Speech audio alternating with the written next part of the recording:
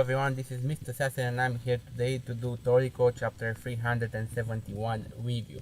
Now I'm doing this review from my car, as you can see, because I'm out of town and I just catch the break. I have an hour to spend the free time, so I might as well do the reviews now, because if I don't do them now then I'll never get the time to do them. So Toriko chapter 371. Now this chapter was insane. And the main reason it was insane was because Toriko didn't feel Acacia. Like Acacia, when Toriko catched Acacia by the collar, by his neck, Acacia told Toriko that he could hold the universe, the bounds of the universe, something like that. Let me just find the exact quote.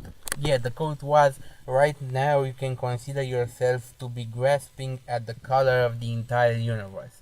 So Acacia, I think, tried to use intimidation on Toriko, but it didn't work. And Acacia was a bit phased. I mean, he's not worried at all, but he's just wondering what is with this guy. And by the way, the way Toriko and Stajin were depicted in this chapter was like two fat flies, and the other three heavenly kings like Koko, Sani, Zebra, and Komatsu's friend Hotage. I keep forgetting his name. Like those four were depicted as four little flies, but Toriko and Stajin were depicted as two fat flies, and this would imply that Toriko and Stajin have the same power, and we all know that they are brothers. But I did not expect Stajin to have the same power as Toriko, because we know that Toriko has the third Gurmei demon, and that guy is a beast. So does this mean that somehow Stajin and Toriko have a connection with that Gurmei demon? Do they both have a piece of him?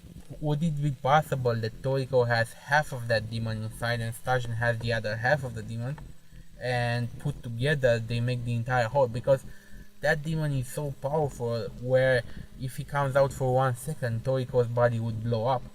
Well, that was previously before Toriko ate the ingredients. So I don't know, man. I don't know, but Toriko and Stajin are depicted as two fat flies by Acacia, which would imply that they have the same level of power.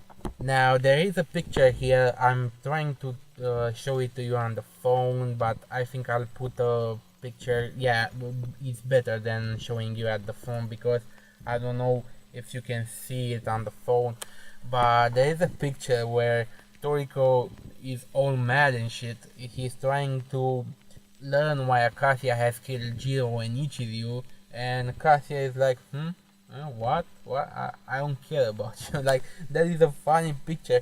That is a funny drawing of Acacia and Neo. I mean, I laughed when I first saw it, because this is the first time I see it, because I read the chapter 3 times. But the first time I saw that picture, it was like Acacia didn't even know what Toriko was talking about, and for me it was fun. Now the main gist of this chapter is that Acacia comes in there, and Joy is he's trying to prepare God with Joy, so he needs Joy. Joy is his cook, but Toriko starts getting all hyped up. He starts getting angry, and he tries to find out where Acacia killed Jiro, because he could smell that. He could smell that Acacia killed Jiro. And Joy intervenes there, and she says, well, I killed Midora. And Toriko says, well, no, you didn't win that fight. So Toriko could smell that Midora was not dead, he was imprisoned. But to get along with the story, Acacia starts telling them about his youth. And Acacia says that by the time he was 4 years old, he already lost his Gurmei virginity, which actually means that he hunted down an ingredient and prepared it and ate it, an ingredient that nobody else on earth knew about. So by the time he was 4, he already ate an ingredient that nobody knew about, and this is all because he was driven by his appetite. So even from his infancy, Acacia was driven by his appetite, and all his life he tried to run from his appetite, but he actually realized that his appetite was not, he wasn't running from the appetite, he was being pushed by the appetite. He realized that later in life, that he was being pushed from his appetite, and at some point in his life he realized that he has eaten all the ingredients that were on Earth, like all the ingredients that could possibly be on this planet. He had ate them all, and he didn't know what to do. And that was the time when Neo started to whisper in his ear that there are other ingredients that he just doesn't even know about. And that was the moment that he went the dark side, because he left himself be pushed from the back by Neo. I mean, Neo told him about ingredients, about other worlds and stuff, and Acacia, being a glutton, he left himself being pushed by Neo in one direction, and now he's basically one with Neo, so there's no turning back for him. But he does tell Toriko that he entrusted this world to Ichiryu. Like, when he knew he was too far gone into the dark side, he entrusted the world to Ichiryu because Ichiryu had a good heart. And I said previously that he killed Ichiryu. I was hyped up. He didn't kill Ichiryu, but nevertheless, he entrusted the world to Ichiryu and he told him to take care of the world. And then he left because he realized at that time that he was on a path that would destroy this world. And the fact that Ichiryu is dead, I think, kind of phased me, Acacia. I don't know how to say it. I mean, he didn't feel sorry for it. He felt sorry that he didn't have an opponent, because Ichiryu would be the opponent who was trying to save the world, and Acacia, the evil dude who was trying to eat the world. So there would be a fight between master and student. But that didn't happen because Midora killed him. And now Ichiryu disciple Toriko will take the mantle and fight Acacia. But of course Acacia doesn't know that yet. And at the end of the chapter, like, Coco tells Acacia who Toriko is, because Acacia doesn't know the name of the guy that took him by the collar. And Coco says, well, he's Toriko of the Four Heavenly Kings. And this is no longer your era, this is our era now. And Acacia doesn't even get fazed by this. He just turns to Joy and tells Joy, what's taking so long? Why isn't it ready? And Joy says that she is trying to kill them with the fungus, but somehow they have a resistance. And Toriko says, well, we have a fungus user on our crew as well, meaning Aimaru. And I don't know how he protected them from Joy's fungus, but maybe we'll see. And they start the fight. Like, Toriko and Sturgeon go against Neo and Acacia, and Coco, Sunny, and Zebra go against Joy. And right when they were about to begin the fight, something happens to God. Like, God looks very parched.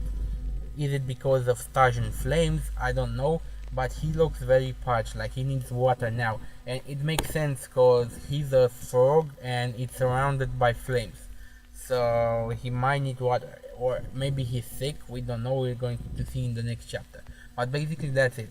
And there was a thing I didn't like in this chapter, like Atom and another Blue Naito were talking about Center. Where is Center? He's running late. And the other Blue Naito says, well, Center will be here soon. With Center. So what the fuck? I mean, they send a Blue Naito to cook and retrieve Center and bring it here. That's very, very convenient, because now all the ingredients are here. So are we not going to see Center and Dera Ruth? I mean, what the fuck? What the fuck? I thought that at least if we skipped all the other islands, all the other areas in the gourmet world, I thought at least we will see Dera Ruth, the dragon, and Center, because Center is the place where everything comes to life, according to Gigi. So yeah, that's a thing I don't like. Like, the Blue Naito called Center is bringing Center, the ingredient, here at this location. I didn't like it at all. Oh, and there was a thing that I forgot to mention, that Gigi, before he got eaten, he actually managed to transmit the cooking methods for God by smell to Toriko, by electromagnetic waves to Coco, by feeling to Sunny, and by sound to Zebra. So all four of them know how to cook God right now. And Acacia says that when he ate Gigi, he didn't taste good because he was full of hope, not of fear. And why is that? And Toriko says, well, because even though he took his last breath, he managed to pass on to us the cooking method for God. So he was happy. His mission was complete. But that's that. Rate, comment, subscribe, and I'll see you guys next time. Have a nice day. Any rational society would either kill me or put me to some use.